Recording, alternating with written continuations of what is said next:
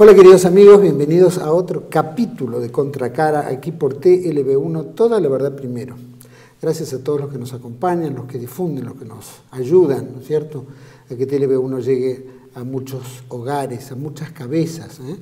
Este es un canal de formación, no es un canal de entretenimiento. Eso es tan importante que lo tengan claro.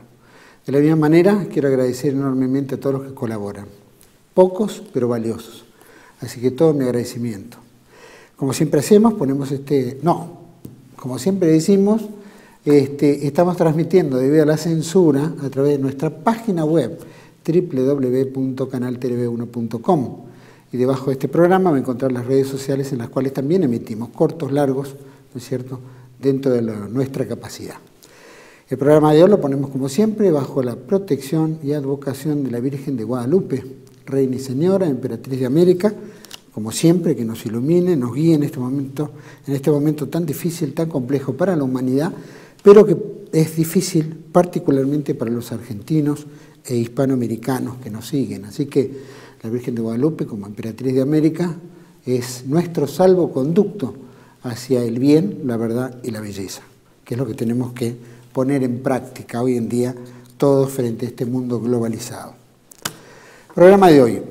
Vamos a tratar un poco el tema patria, ¿no? Los coletazos que hay frente a una patria que se viene desintegrando hace mucho tiempo. Este es un plan, este es un trabajo metódico que viene haciendo la globalización, que se viene dando sin duda, pero que la Argentina en sus momentos tuvo coletazos tal vez de cuestionamientos internos, ¿no?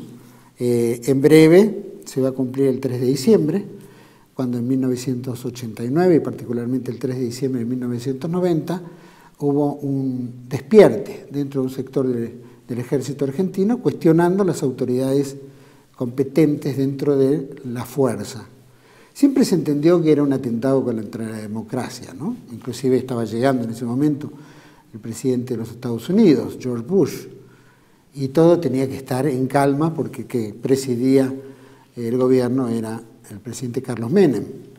Había todo un trabajo bien hecho detrás de eso, especialmente acuerdos, paz con Inglaterra. Se daban muchas situaciones en ese momento, que habían sido alertadas en su momento también por el coronel Mohamed Ali Zainuddin.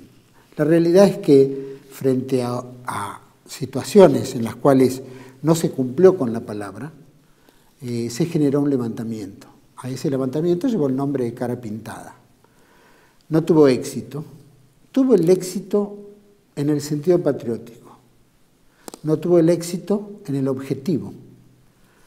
Pero lo importante en las cuestiones son los pasos que uno da. Y ahí es donde radica la audacia, el valor, ¿no es cierto?, la decisión y asumir las consecuencias. Sin duda eso ocurrió. Después pasaron muchas cosas y llegamos al hoy, con una patria totalmente entregada, una patria desintegrada, una patria que todavía requiere del espíritu argentino en recuperar, como también nuestras hermanas patrias hispanoamericanas que también dentro de su camino tienen que deshacerse del mundo bolchevique, llamémoslo comunista, progresista, que nos lleva a todos, ¿no es cierto?, hacia la perdición. Bueno, esta leve introducción, quería simplemente compartir el programa, que para mí es la primera vez, pero que lleva un valor fundamental con el ex mayor del ejército, mayor retirado del ejército argentino. Es conferenciante, fue miembro del movimiento Cara Pintada, uno de los dirigentes, pero es conferencista y a la vez es escritor. En el libro de Juan Cruz Castiñeira publicó un artículo en el cual se decía ¿por qué rebelde? Después escribió testimonios 1, 2 y 3, como llevamos en pantalla.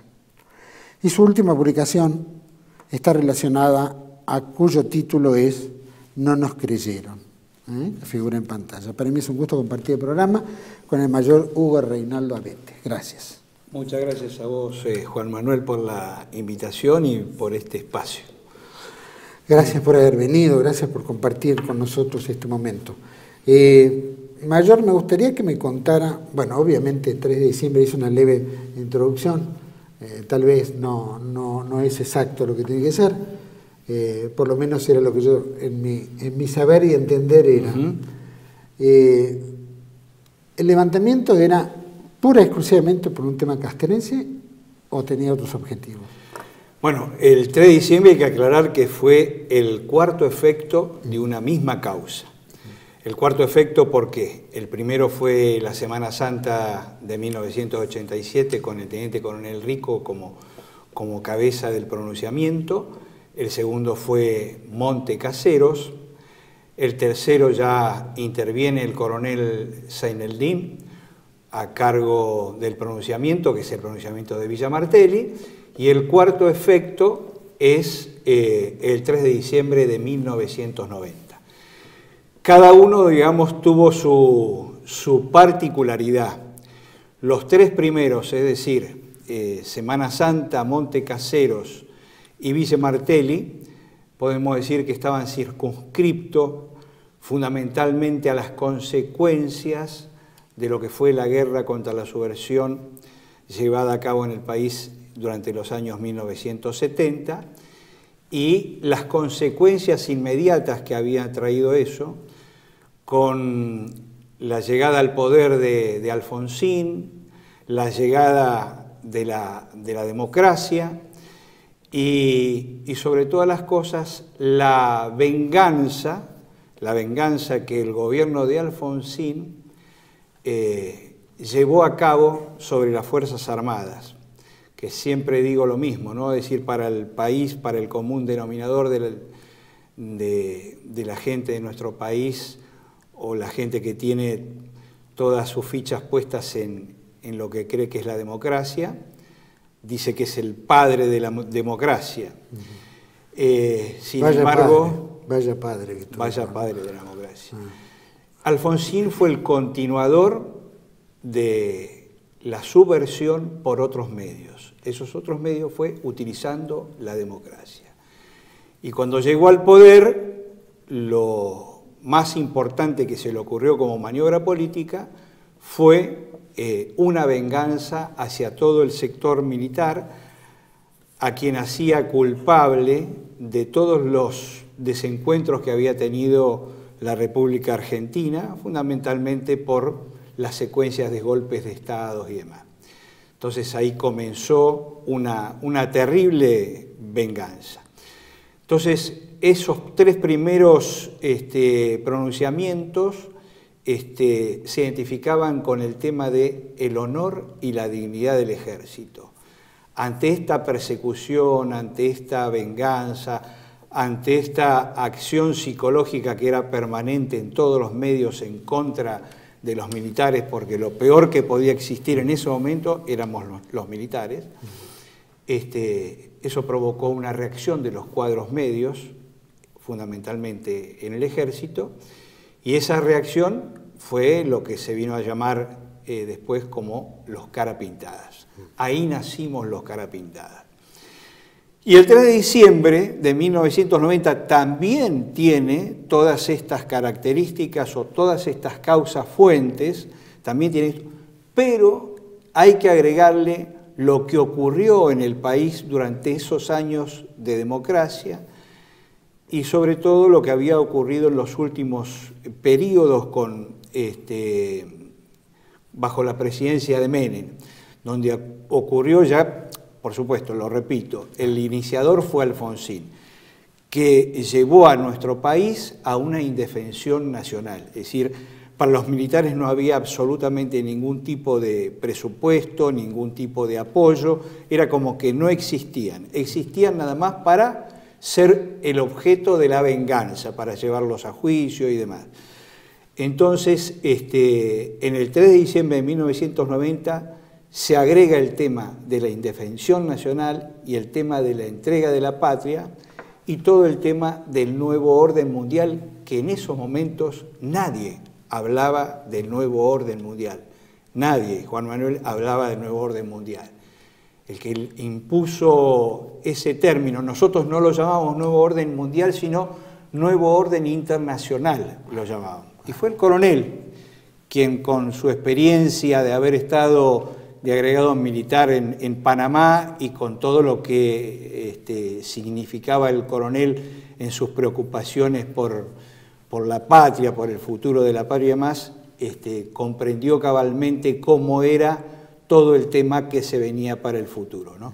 Así que bueno, eso es más o menos un poco la síntesis de los 4 pronunciamientos, donde los 3 primeros estuvieron enfocados básicamente con el tema que dio origen a los Carapintadas, que fue el tema de la venganza de Alfonsín contra los militares, y bueno, y que se circunscribía más que nada en la lucha por el honor y la dignidad del ejército y después extensivo a las Fuerzas Armadas, y ya el 3 de diciembre de 1990 le agrega como condimentos muy importantes la indefensión nacional, la entrega de la patria y el nuevo orden mundial.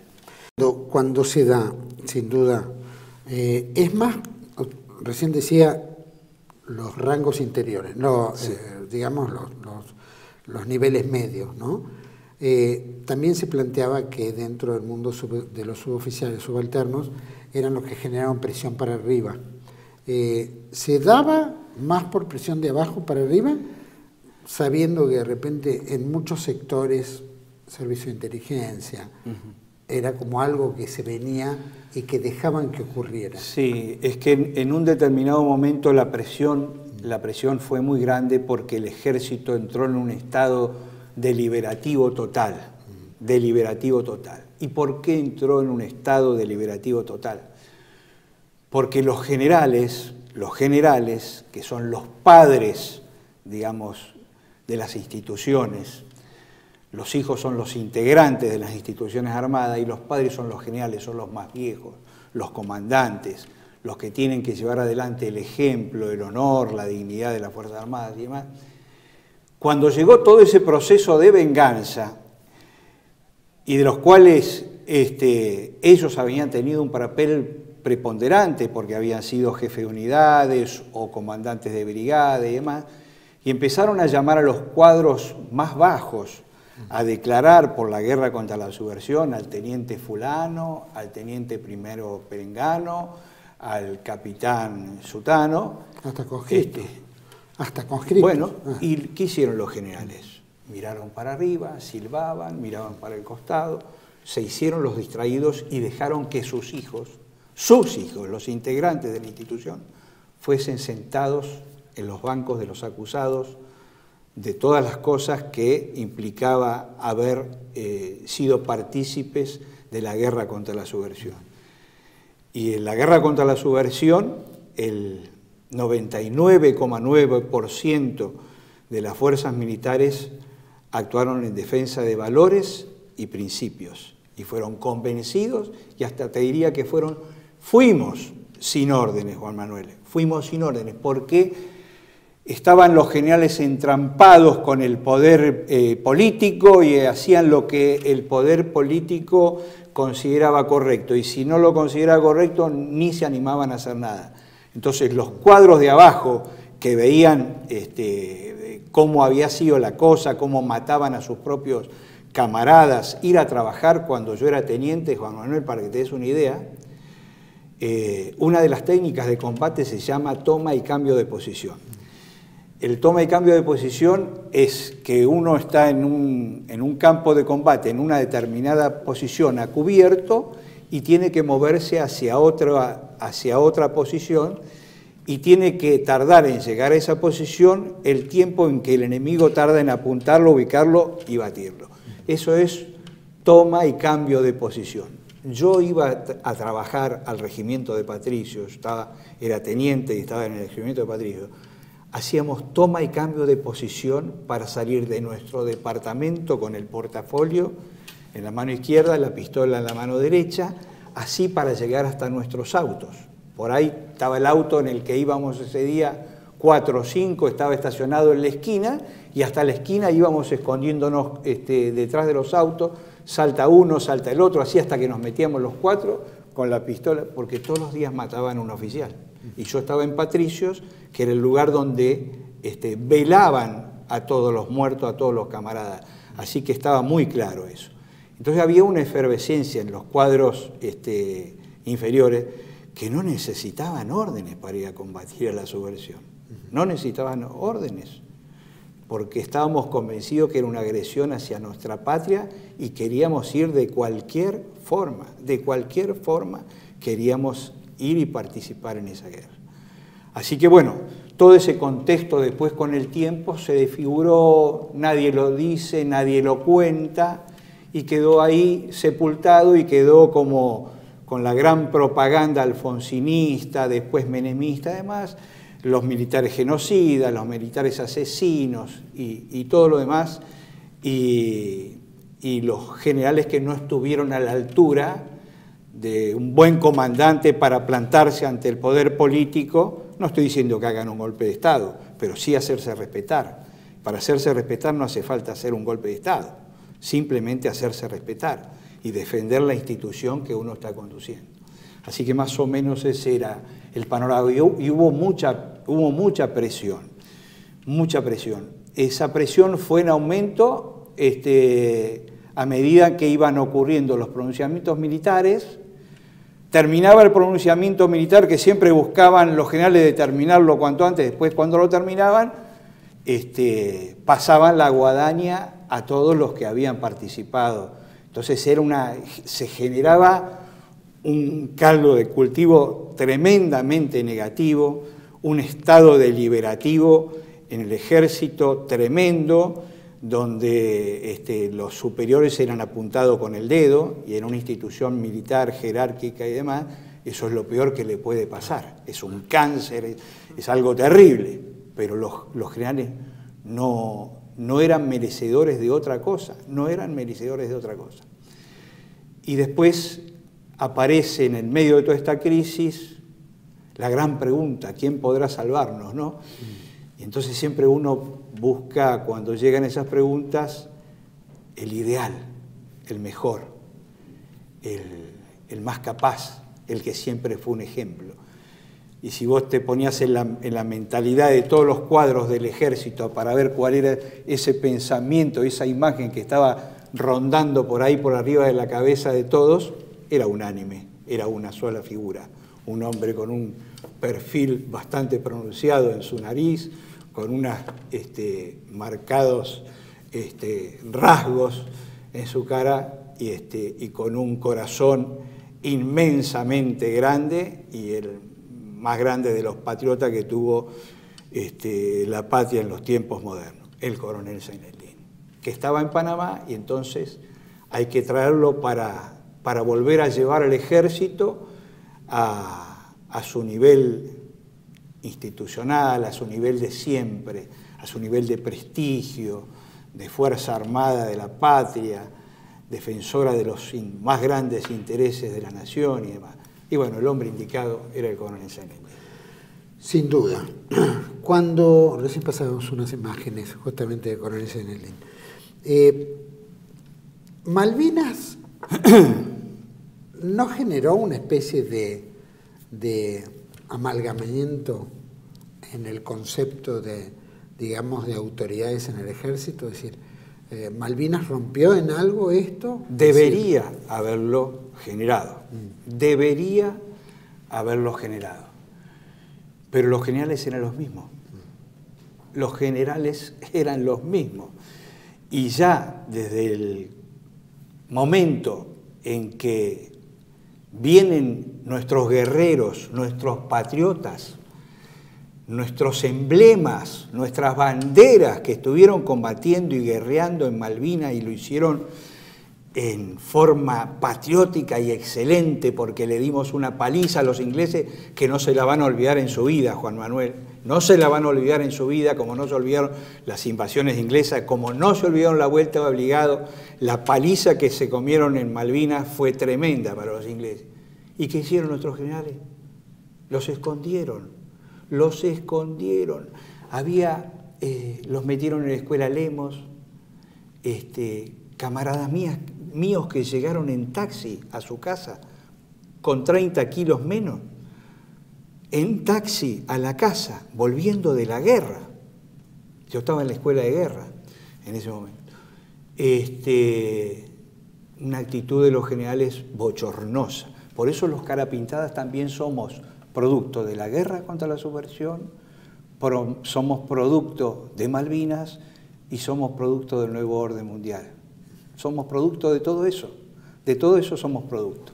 Es decir, fuimos la resistencia, digamos, al mal empleo o a todo lo que se quiso hacer mal con respecto de la guerra contra la subversión.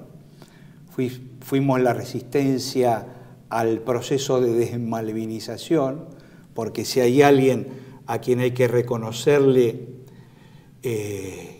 la malvinización en nuestra patria, es el coronel Zaineldin y los Carapintadas. No me quiero jactar, pero es una realidad. Fuimos los Carapintadas, el sector nacionalista del ejército que siempre vio en la profundidad del significado de la guerra de Malvinas y no se quedó con lo superficial, si el soldado Gómez en la posición le llegó la comida o no le llegó la comida, o si fulano cometió tal falta estando en la guerra.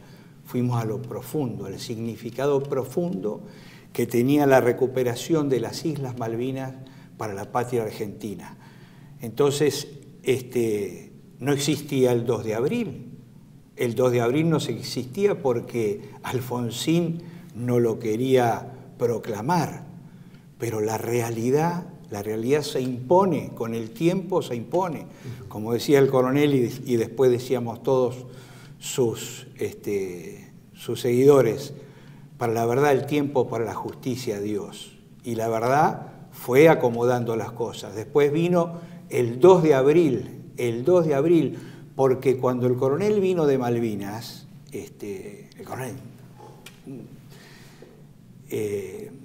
hablo del coronel Juan Manuel y estoy hablando de un ser extraordinario,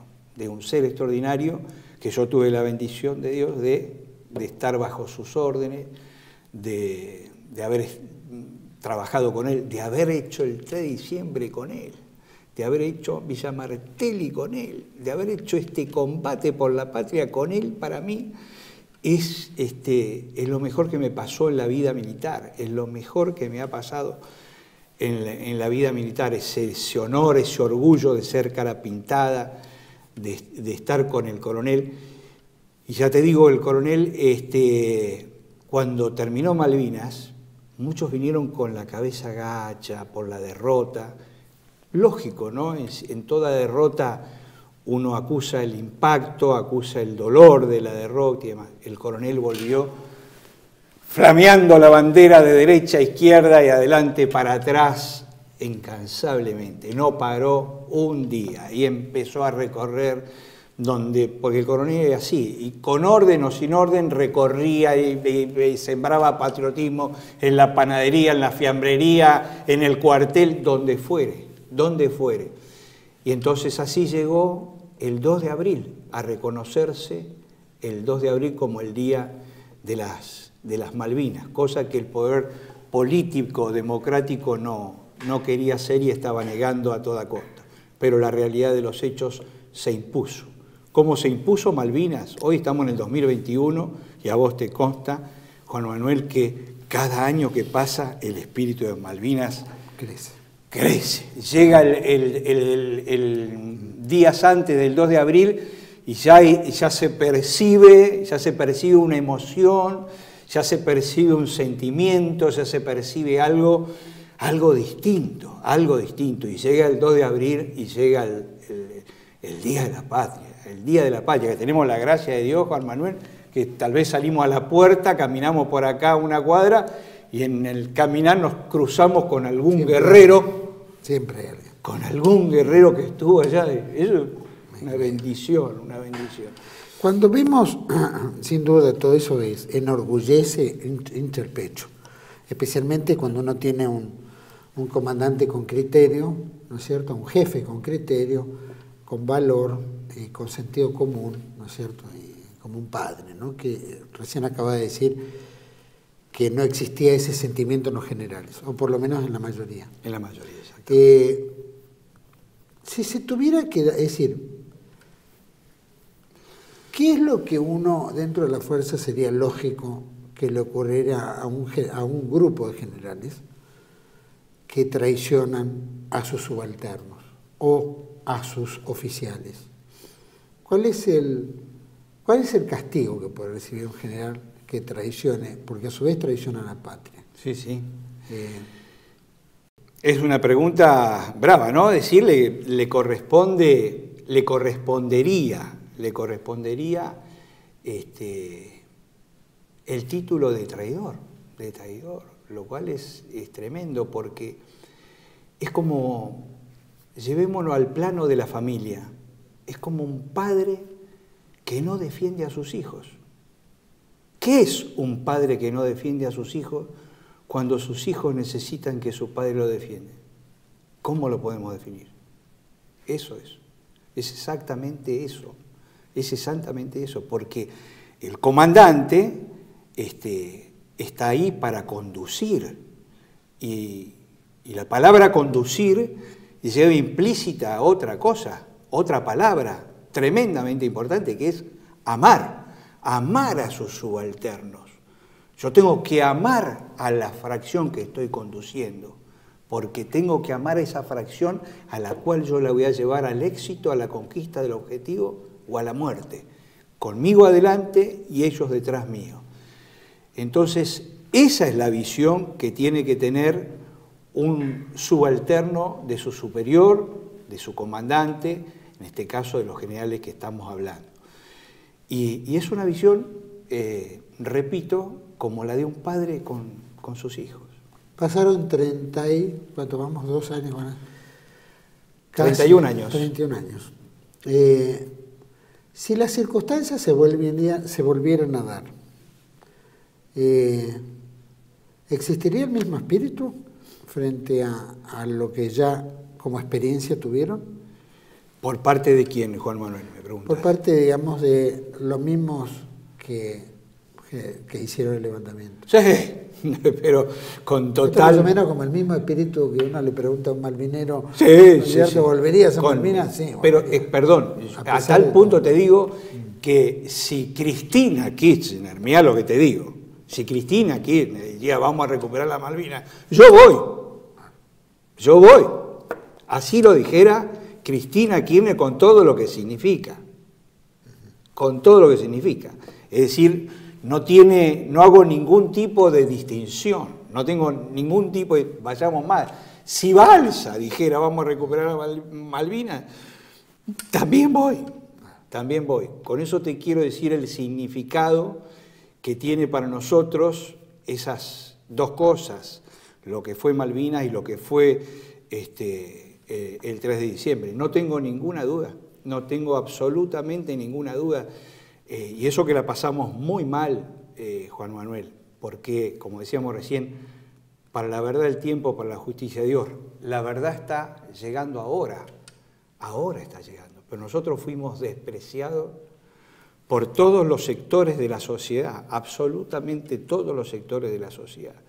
Los militares que estaban en actividad, los militares que estaban en retiro, el poder político, la sociedad que había sido víctima de toda esta campaña de acción psicológica que le enseñaron que nosotros éramos lo peor que existía sobre la tierra, porque si los militares comunes eran lo peor, los cara pintada eran lo peor de lo peor.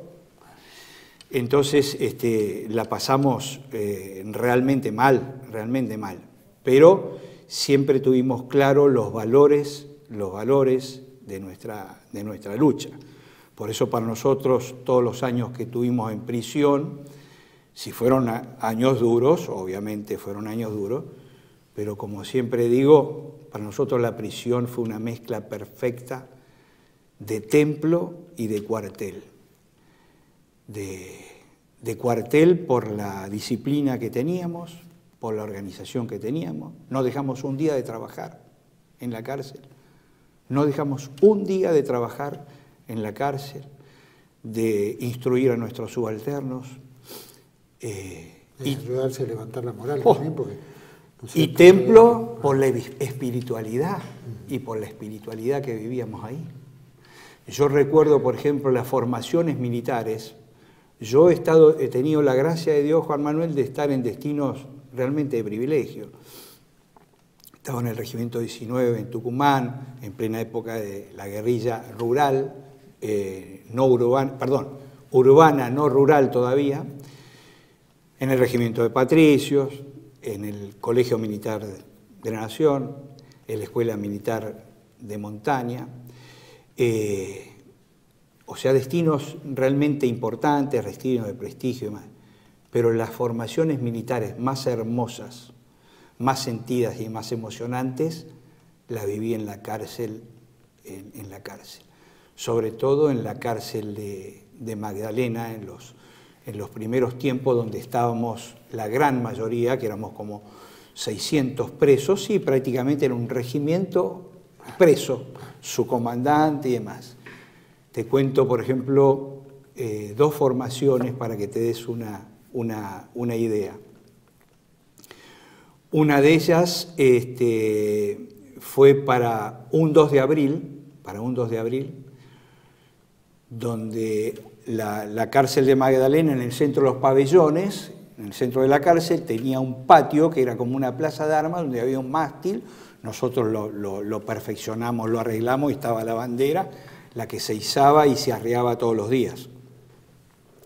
Ahí hicimos la formación del 2 de abril y el coronel, yo era el jefe del Estado Mayor, y el coronel me dice: Hugo, por favor, cuando nombremos a los malvineros, que los malvineros pasen a formar en una fila al frente.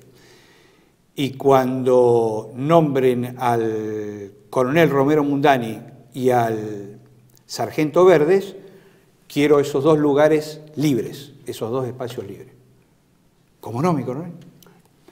Así se hace la formación,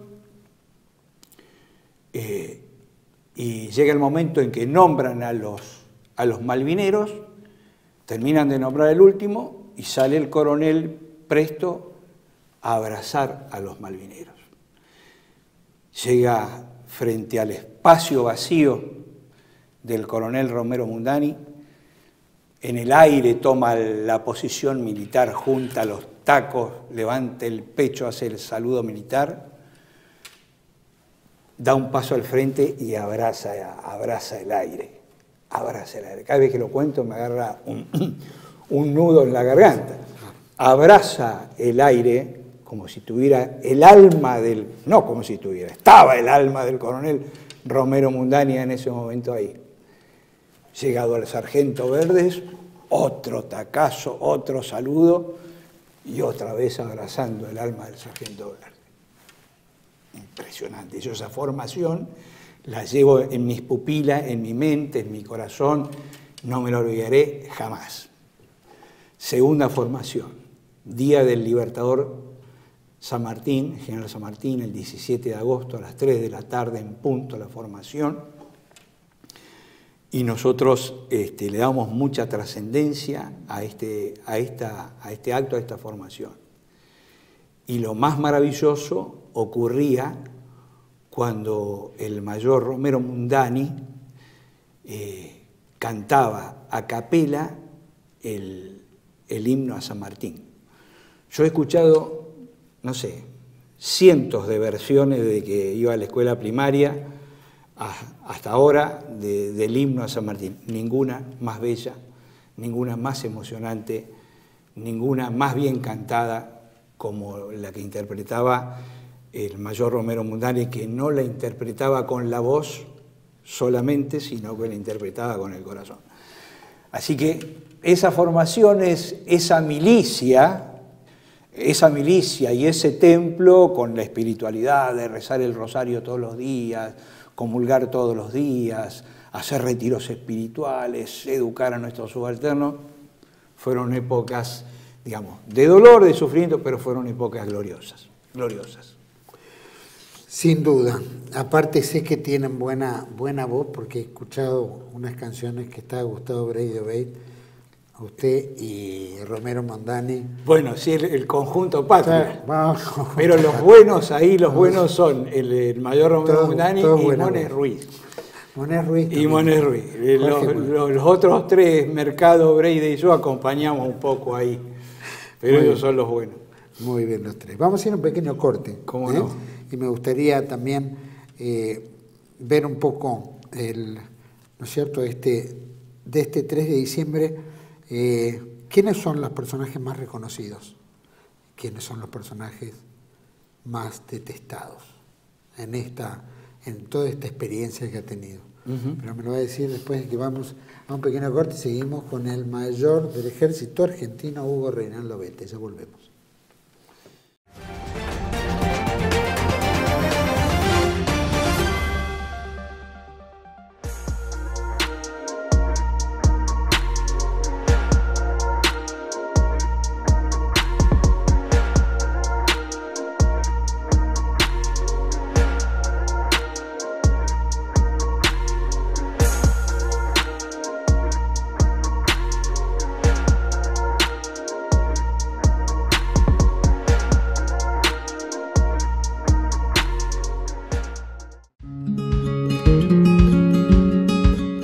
Residencia de Los Ángeles es un hogar para adultos mayores habilitado en la ciudad de Buenos Aires, cuyo objetivo es la atención y cuidado de pacientes de la tercera edad. Más de 30 años de experiencia nos respaldan.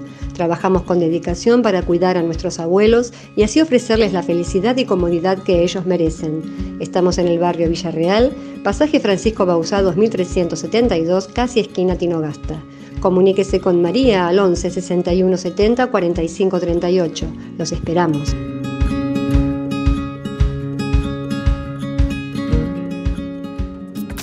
Bienvenidos a CEPA, Centro de Estudios del Pensamiento Americano. Nuevo sitio web de cursos de formación en política, filosofía, historia, literatura, geopolítica, religión, psicología y más. Cursos de formación que reflejan el verdadero pensamiento americano. Lo invitamos a elegir el curso de su agrado ingresando en www.cepa.la.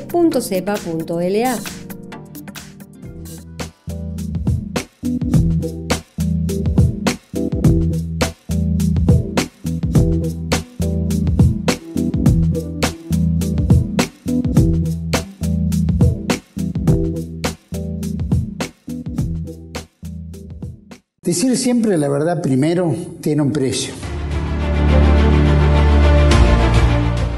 Pero todos los días, en cada programa, en cada reportaje, en cada esclarecimiento, descubrimos que decir la verdad vale la pena. Decir siempre la verdad tiene un precio. Pero cada vez que recibimos tu apoyo, entendemos que seguir luchando vale la pena. Dependemos de tu ayuda. TLB1. Toda la verdad primero.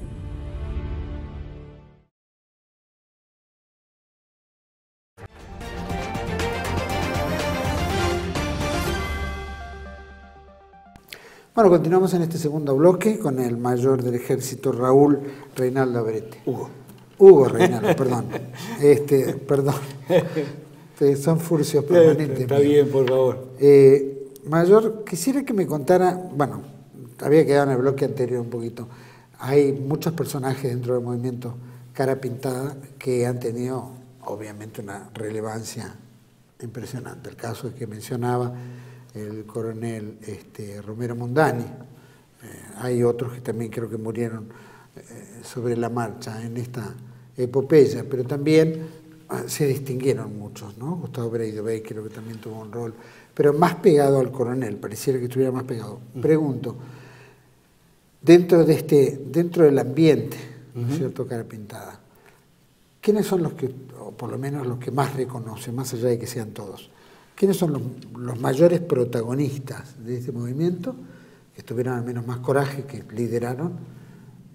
Y después vamos a la contraparte. ¿Quiénes son los más detestados? No dentro del movimiento, sino en el ambiente militar político. Vos me estás preguntando de todos los pronunciamientos, de los por lo menos vamos al 3 de diciembre. Bueno, si vamos al 3 de diciembre, si vamos al 3 de diciembre para circunscribirnos al pronunciamiento del 3 de diciembre del 90, te digo, desde el primero hasta el último, el cabo Ereñú, el más jovencito que tenía 20 y pico de años, hasta el último, digamos, todos merecen, de mi punto de vista, el mayor de los reconocimientos por el testimonio de lucha que dieron al ser protagonistas del 3 de diciembre del 90 y el testimonio que dieron en la prisión. Algunos con 1 año, otros 2 años, otros 3 años, otros 5, 10, 12, en fin. Pero todos merecen el mayor de los respetos y el mayor de mis reconocimientos. En lo inmediato también, porque es justo, bueno, ni que hablar, por supuesto, a la cabeza están los tres fallecidos el 3 de diciembre, el coronel Romero Mundani, el sargento Verde y el cabo primero Rolando Daniel Morales. Esos 3 caídos son nuestras 3 banderas, nuestros 3 emblemas. Y alguien que había caído antes precisamente en el que yo después vengo a heredar su cargo de jefe de Estado Mayor del coronel Saint-Étienne, el primer jefe de Estado Mayor del coronel Saint-Étienne fue el teniente coronel Gustavo Martínez Ubiría. Él fue el primer jefe del Estado Mayor, el teniente coronel Tevere fue el segundo, que falleció este año después de una larga agonía a raíz de un accidente cerebrovascular muy grave. Y después de Tevere fui yo el jefe de Estado Mayor del coronel Saint-Étienne. Si tuviera que hacer más nombres, creo que sería injusto de mi parte. Sería injusto de mi parte porque por ahí no nombro a alguno y no estaría bien. No soy yo quien digo que todos merecen el mayor de los reconocimientos, desde el coronel Saint-Étienne hasta el último de los suboficiales. Para mí son todos brillantes. ¿Por qué? Porque dieron un testimonio importantísimo, dejaron todo por la patria. Se jugaron tanto en las fuerzas, creo que fueron las 3 fuerzas, también estuvo Gendarmería. También Prefectura. Y Prefectura, participó gente de la Prefectura, sí, que de hecho muchos también la pasaron muy mal durante años de prisión, también exilio y demás. Así que bueno, también un reconocimiento. ¿De las otras fuerzas integró alguno? De las otras fuerzas no digamos que tengamos que mencionar. Sí sabemos de gente que ha compartido. Sí, que ha compartido. Juan Manuel, los objetivos nuestros eran compartidos por la mayoría de las Fuerzas Armadas, eran compartidos.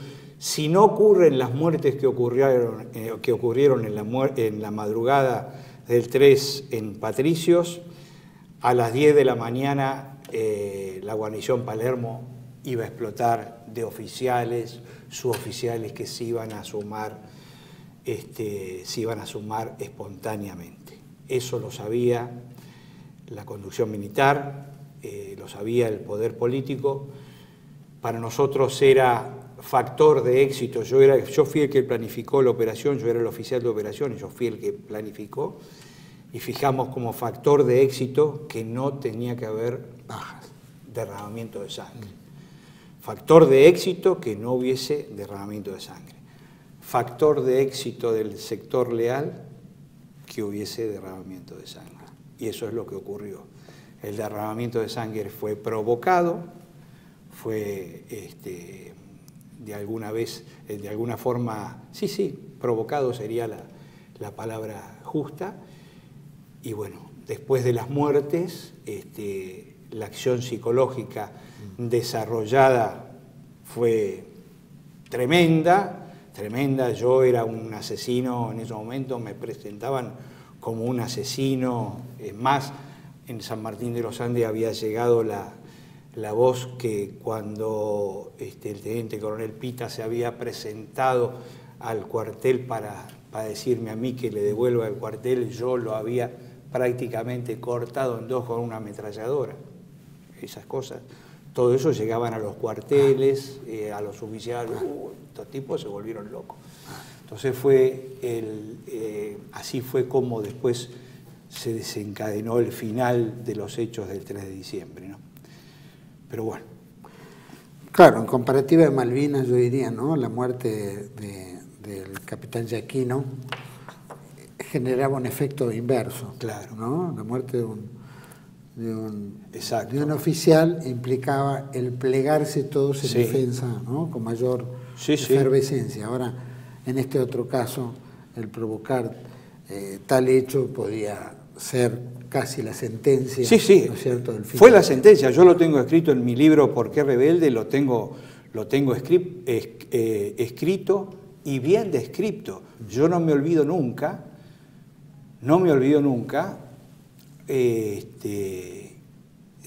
lo que me pasó en lo personal, que algo que jamás me había pasado, Juan Manuel, jamás me había pasado.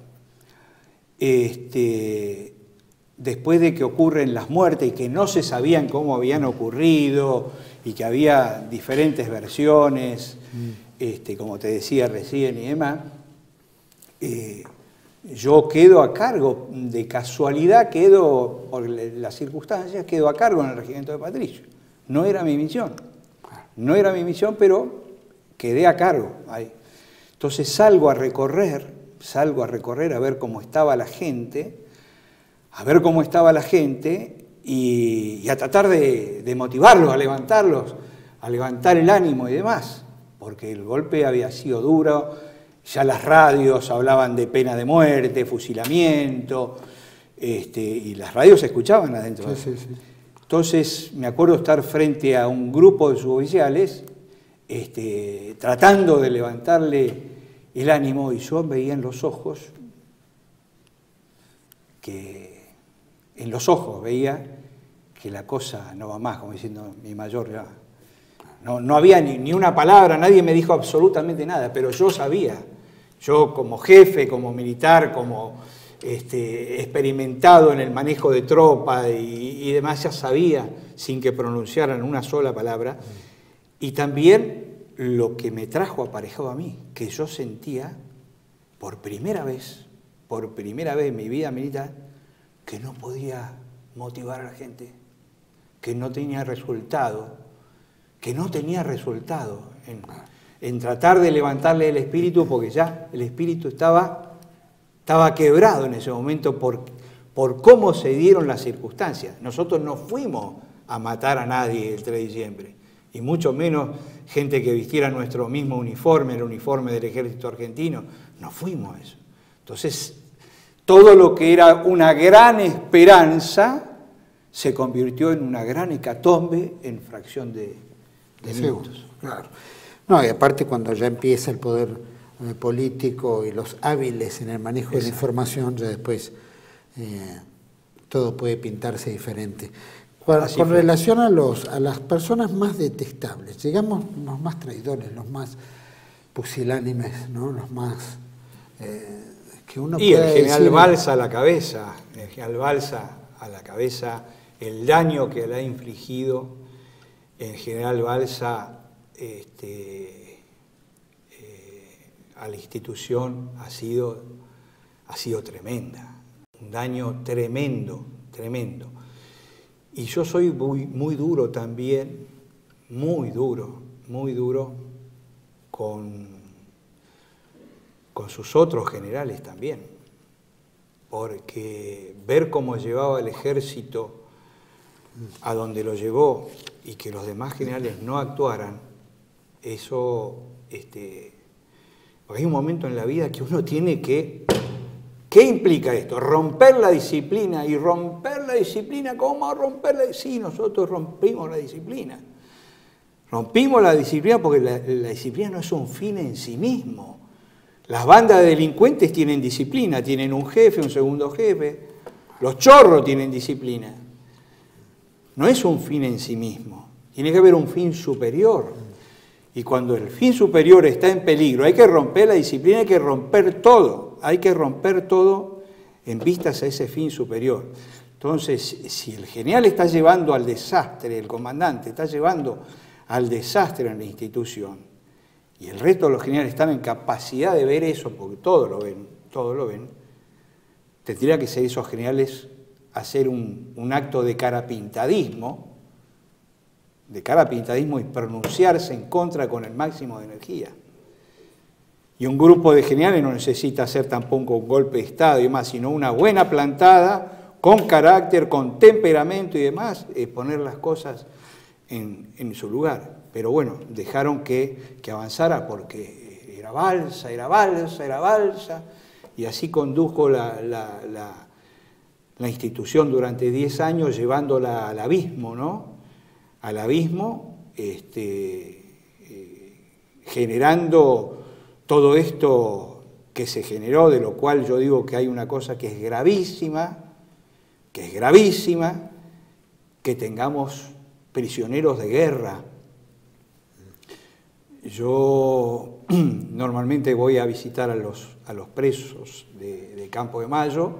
Ahí tenemos uno que fue combatiente del 3 de diciembre del 90, protagonista, el teniente coronel Jorge Di Pasquale, preso arbitrariamente de una justicia prevaricadora. Está preso ya creo desde el año 2009, pero veo a él y al resto de los presos que están injustamente en prisión. Y la institución sigue funcionando como si nada pasara. Como si nada pasara. Eso le genera, pregunto en esto, ¿no? Todos los mismos generales que seguramente están en prisión ahora, que fueron los que negaron al movimiento de Cara Pintada. ¿Hay algún tipo de resquemor o ya después pasado el tiempo uno dice, bueno, no, los perdono, llamémoslo después de... ¿Perdonarían ellos a su vez? ¿Veo alguna simpatía con el tiempo de que lo que decían al finalmente ocurrió? ¿Con respecto de nosotros? Sí. Respecto de nosotros el cambio ha sido abismal. ¿De ustedes hacia ellos y ellos hacia ustedes? Sí. Nosotros, Juan Manuel, nosotros somos cristianos, una de las cosas, cristianos católicas, y una de las cosas que más nos cuesta como malos cristianos que somos es ir poner la mejilla, recibir el sopapo, amar a nuestro enemigo. Sí. Por eso es difícil nuestra religión y la religión verdadera, ¿no? Porque es muy difícil poner la mejilla, amar al enemigo, pero bueno, con todos nuestros defectos y miserias tratamos de hacerlo, tratamos de perdonar, por supuesto que perdonamos, pero yo no lo sentaría nunca a mi mesa y demás. Pero cuando yo voy a ver a los presos en Campo de Mayo, muchos de ellos estaban del otro lado cuando los pronunciamientos de Cara Pintada. Y hoy es el día y la noche, es absolutamente el día y la noche, el reconocimiento que hay hacia los Cara Pintadas, hacia nuestra lucha y demás. Uno de los casos emblemáticos, por ejemplo, en su momento fue porque si hay un caso emblemático dentro de las Fuerzas Armadas, es Astiz, un hombre que no conoce la libertad. No conoce la libertad, está preso desde que tiene... Desde hace 40 años. 20 y pico de años, desde que tenía 20 y pico de años que está preso. Tiene 60 y pico, o 70. Y el reconocimiento de Astiz, todas las veces que yo fui a la cárcel, y bueno, y muchos los manifiestan de diferentes formas, ¿no? Unos más efusivamente, otros menos efusivamente, pero alguno ha llegado a tomar la posición militar y hacer el saludo militar, no hacia mi persona, sino lo que significamos, el carapintadismo en lo que hemos hecho, porque en definitiva ellos no tendrían que estar presos si nosotros, si se hubiese impuesto lo que nosotros proclamábamos. No hubiera ocurrido lo que ocurrió después, y estuvieran todos presos. Mayor, cuando ¿usted cree que hubo lo mismo que decía esa mala prensa que los dejó mal? ¿Fue también la misma que motivó que todo saliera y al mismo tiempo después hubo como una limpieza del sentimiento nacional dentro del ejército. No sé si se dio en otras fuerzas, pero dentro del ejército empezamos a ver un ejército donde ya es permeable a todo. Un ejército que acepta el recorte del presupuesto, un ejército que, como decía, sus superiores no defienden a sus subordinados, ni siquiera en lo económico, ni siquiera en lo social o político. También un ejército que se ha reducido al mínimo exponente, que cumple un rol de Boy Scouts, ¿no? De 7 a 1, después tiene que salir y buscar trabajo, o por lo menos ocurría hasta hace un tiempo. Un ejército en el cual la ministra, por ejemplo, Garré, una subversiva, le diga rollover y todos hacen rollover, ¿no? En fin, subordinado, que no es la subordinación poder político con honor, sino es una subordinación. Sí. Es que está todo desmadrado, hay que empezar desde arriba, es decir, Juan Manuel, yo siempre digo en todas mis charlas y demás, siempre digo que no estamos viviendo una democracia, estamos viviendo una revolución. Esto es una revolución. Es una revolución fundamentalmente y antes que nada una revolución anticristiana. Pongámosle el rótulo de socialista, chavista, kirchnerista, comunista, nihilista con todo lo que está pasando en los últimos tiempos. Y en esa revolución, donde hay mucha gente que cree que vivimos en democracia, obviamente estamos en una gran confusión, porque el que cree que esto es una democracia está recontra confundido, está totalmente confundido. Acá se acabó la democracia y se acabó la república cuando los jueces de la nación se avinieron a juzgar a un sector que participó en una guerra, a condenarlo y a beneficiar al otro con millonarias indemnizaciones. Se vinieron al prevaricato, a cometer prevaricato. Se acabó la república. Una república sin justicia no es república. Entonces, esto es un disfraz de democracia, pero la gente tiene una necesidad por el lavado de cerebro que se hizo, de que los militares son lo peor que existen sobre la tierra, y la dictadura, y por eso quieren mantener presos, porque mientras mantienen presos a los militares hay siempre una bandera, y sacan el tema del genocidio. Entonces, la confusión, Juan Manuel, ingresó en todos lados. Ingresó en los hogares, ingresó en las familias, ingresó en las instituciones fundamentales de la nación, ingresó en la Iglesia Católica,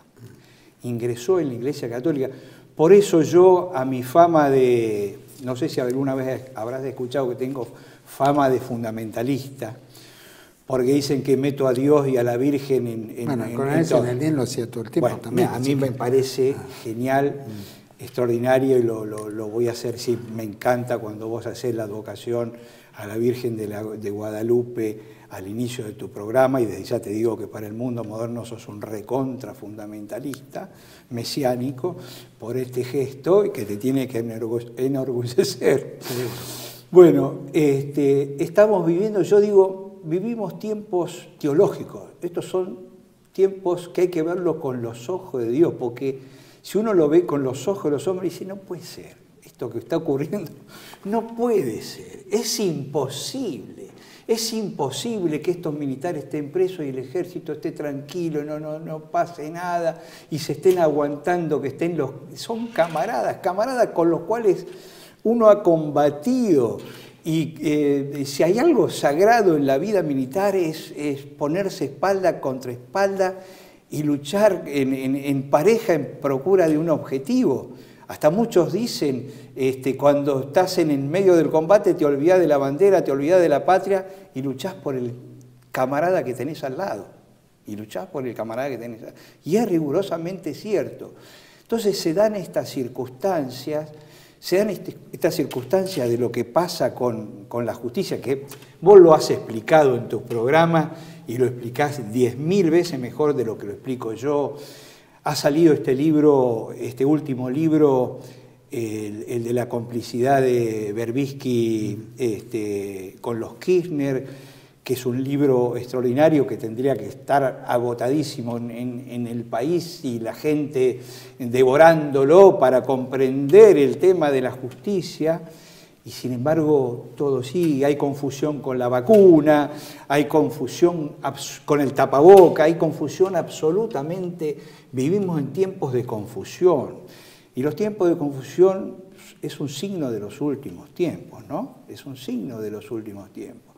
Entonces yo siempre trato de ver estas cosas y estas actitudes inexplicables de los hombres, inexplicables, trato de verla conforme a los planes de Dios, que permite que salgan las peores miserias de los hombres, las peores cosas, y con cosas que nosotros no alcanzamos a comprender en su total dimensión, porque son los planes de Dios, que son a veces, o muchas veces, la mayoría de las veces, son inalcanzables para la mente humana. Y todo lo que pasa, no lo digo solamente en la Argentina, sino lo digo en el plano mundial, donde yo tengo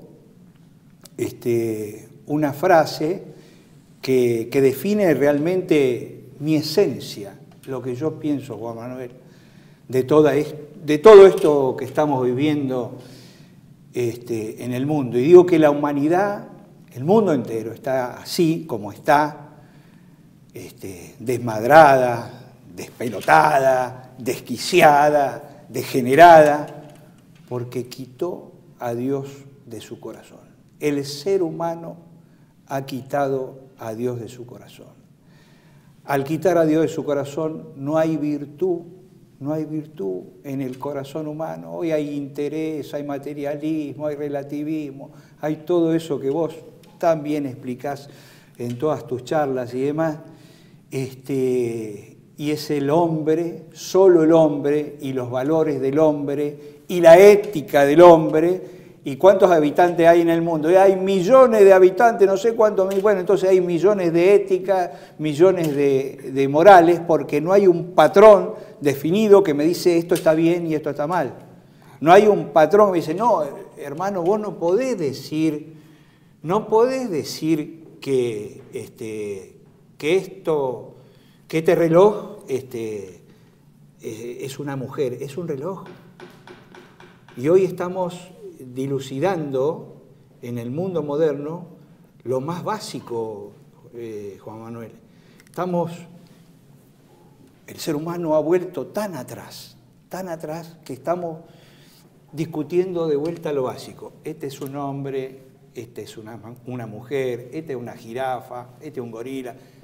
Estamos poniéndole nombre a las cosas nuevamente, estamos en lo básico, en lo fundamental, allá en los inicios del comienzo del bien y los comienzos del mal.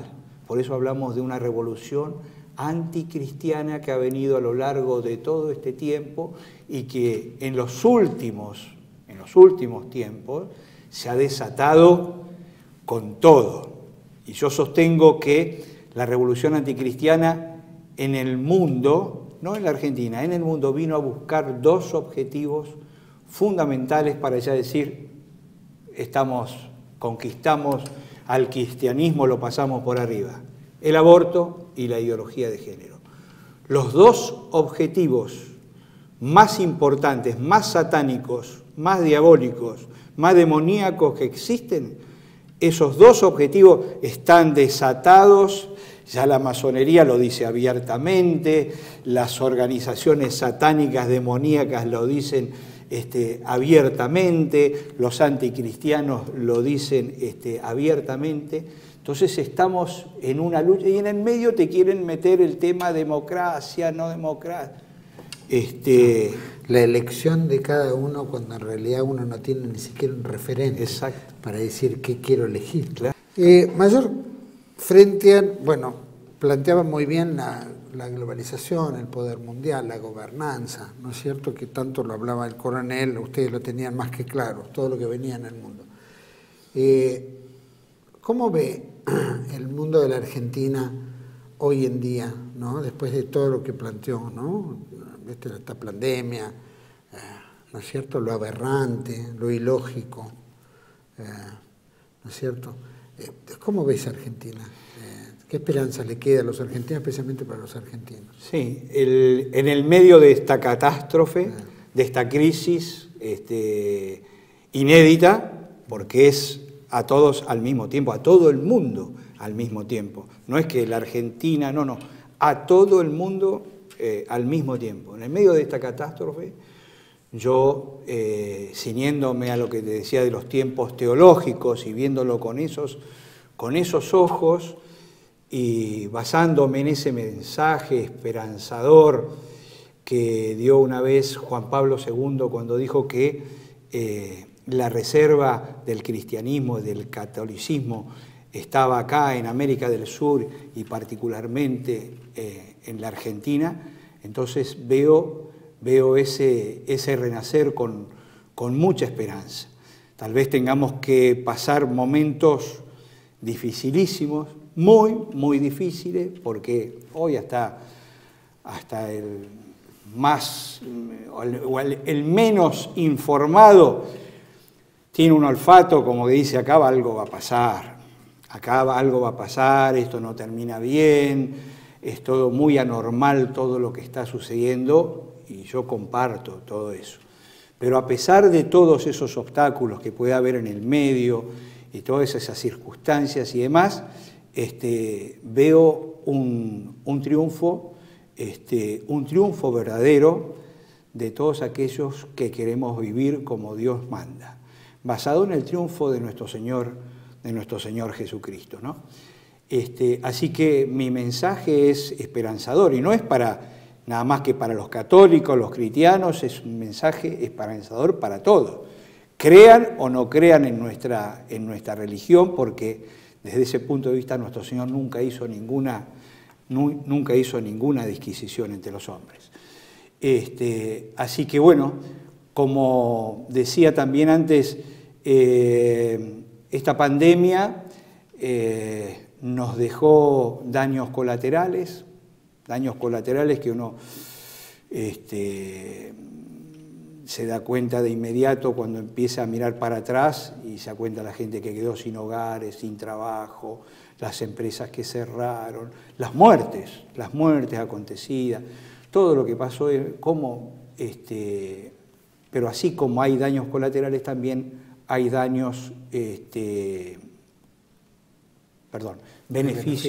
beneficios colaterales, se me había ido la palabra. Hay beneficios colaterales. Y uno puede decir, ¿cuáles son esos beneficios colaterales? El que yo percibí con mayor prontitud allá por marzo del año pasado, cuando comenzó todo, y lo grabé en 5 minutos, 7 minutos para tu noticiero, a riesgo de que lo vieran pensaran, este tipo se volvió loco, traigan un chaleco de fuerza, dije que por primera vez en la historia de la humanidad ocurría que los mensajes de nuestra Santísima Madre, la Virgen María, en todas sus apariciones, a partir de la primera, que fue, creo que fue Fátima, ¿no? ¿Fátima o Guadalupe? Guadalupe, claro. Guadalupe. Sí. Bueno, a partir de la primera aparición de la Virgen, ¿cuáles son, digamos, los puntos comunes que hay en todas las apariciones de la Virgen? Recen mucho, hijos míos, recen mucho.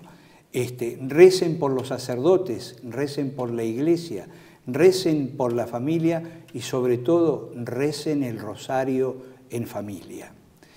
Eso es común denominador en todas las apariciones. ¿Y quién le dio bolilla a nuestra Santísima Madre? Le pudieron haber dado bolilla unos cuantos millones a lo largo del mundo.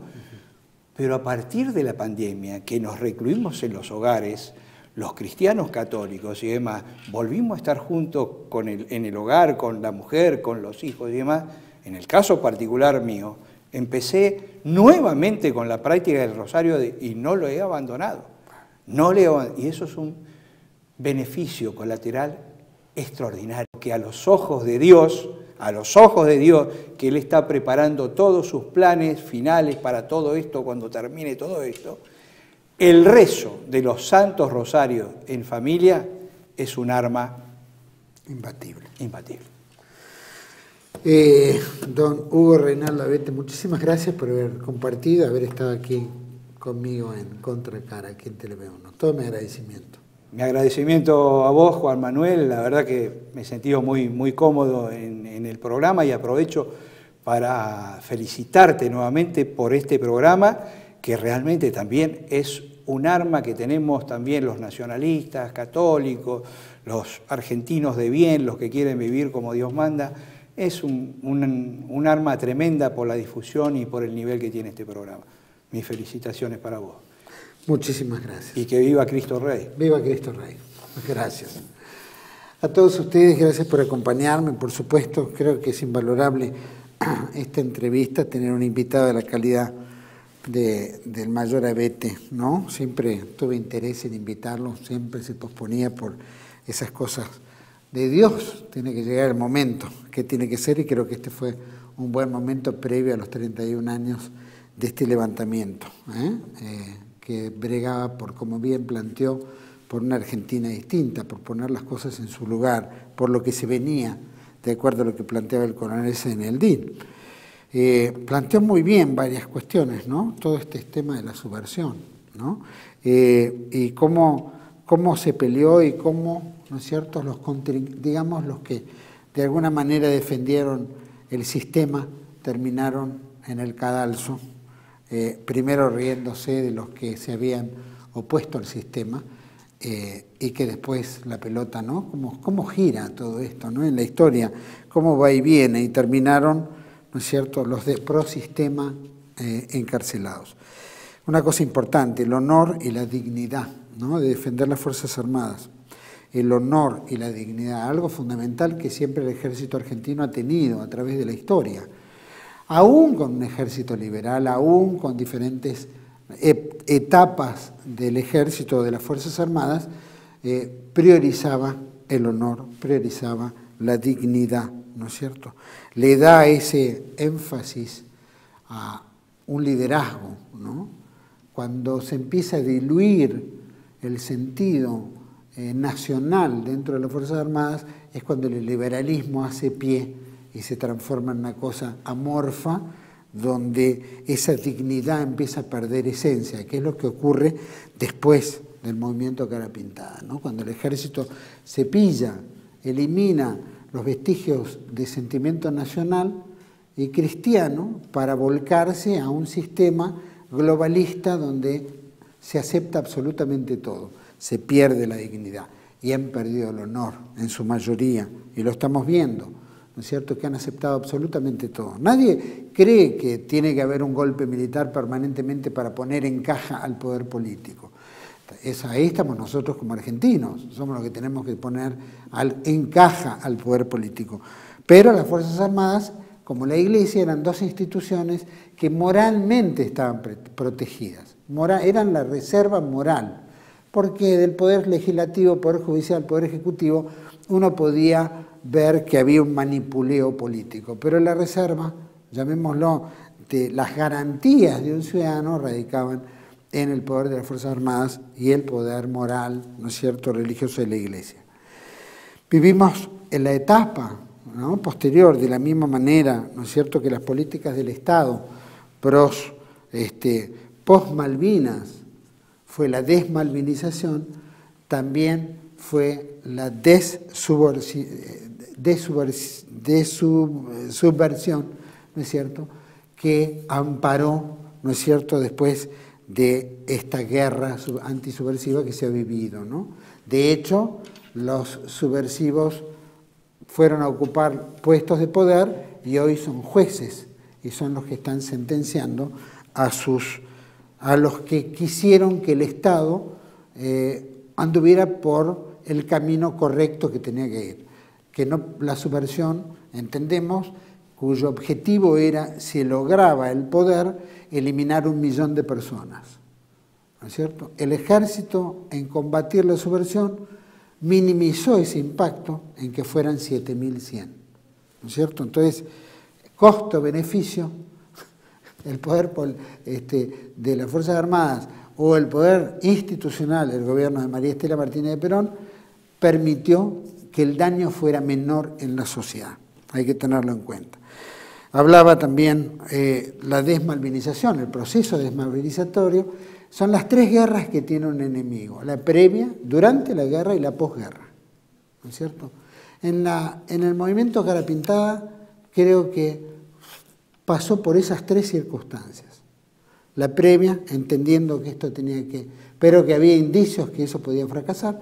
Durante la guerra, donde se empiezan a dar cuenta que hay otro relato simultáneo corriendo y que desprestigiaba a los que se habían levantado defendiendo el honor y la dignidad, y la pos, en la cual el poder político o los vencedores, ¿no es cierto?, del movimiento Cara Pintada es lo que los lleva a juicio, los denigra, les elimina el rango, al cual nosotros no lo reconocemos como TLBU, ¿no?, porque estamos en toda la verdad. El que se lo ganó lo tiene y no hay nadie que se lo pueda sacar.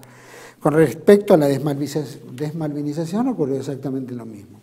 Era cómo vamos a enfrentar a la Inglaterra. El tema de la guerra, tal vez el desorden de no llegar al objetivo concreto en una buena organización de guerra, pero que hicimos temblar al enemigo, como lo hizo en los movimientos contra la subversión, y de la misma manera la desmalvinización, que es la tercera guerra de la posguerra, en la cual uno puede derrotar, ¿no es cierto?, a quien lucha con honor y dignidad. Y eso fue un trabajo metódico que lo ha hecho el poder político subordinado al poder financiero internacional, subordinado a la socialdemocracia europea y subordinado a las políticas que quería Europa sobre nosotros, especialmente los entes importantes, la masonería, etcétera. Cuanto más se podía destruir el sentir nacional, más avasallado estaba la posibilidad de que un argentino se vuelva a levantar, ¿no es cierto?, y poner un país en marcha, como ha ocurrido en diferentes etapas de la Europa, ¿no es cierto?, del siglo XX y siglo XIX. Hablaba también del tema espiritual, ¿no? Siempre escuchaba el tema espiritual. Nosotros abregamos sobre el tema espiritual, porque lo que estamos viviendo hoy en día, como se vivió siempre, son guerras espirituales. Es el bien contra el mal, el sentido común contra el sentido no común. El honor contra la miseria, ¿no?, la dignidad frente a, ¿no?, lo pusilánime. Entonces, la parte espiritual siempre es la que nos da el sentido de trascendencia para el más allá. Nosotros vivimos en este tránsito temporal, pero nuestra vida es la vida después de esta. Es el premio que tenemos de acuerdo a nuestro comportamiento. Y en ese sentido, no podemos nunca destetar la parte religiosa de las convicciones diarias que llevamos adelante en nuestra función, sea cual sea. Y en este mundo tan irracional entendemos que hay un trabajo demoníaco tan perverso, tan terrible, que hasta lo sensato se vuelve insensato. O sea, hasta el sentido común está totalmente eliminado dentro de lo que es el concepto humano. Entonces vivimos la irracionalidad. Por eso la parte espiritual, ¿no? Creemos nosotros que va a haber la llegada de Cristo y efectivamente es el fin de los tiempos, y este fin de los tiempos nos traerá otra etapa y la tenemos que vivir. Hablaba de la esperanza, ¿no?, con relación a los argentinos, y que no tenemos que perder la esperanza. Sin duda, había escuchado, y creo que lo dije en varios programas, nosotros no somos ni negativos ni positivos. Somos realistas, pero realistas esperanzados.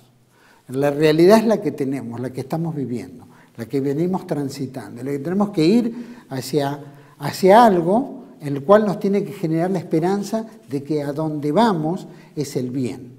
Y donde queremos es justamente pelear por ese bien, por esa verdad y por esa esperanza, que es lo que nos va a dar el sentido trascendente humano.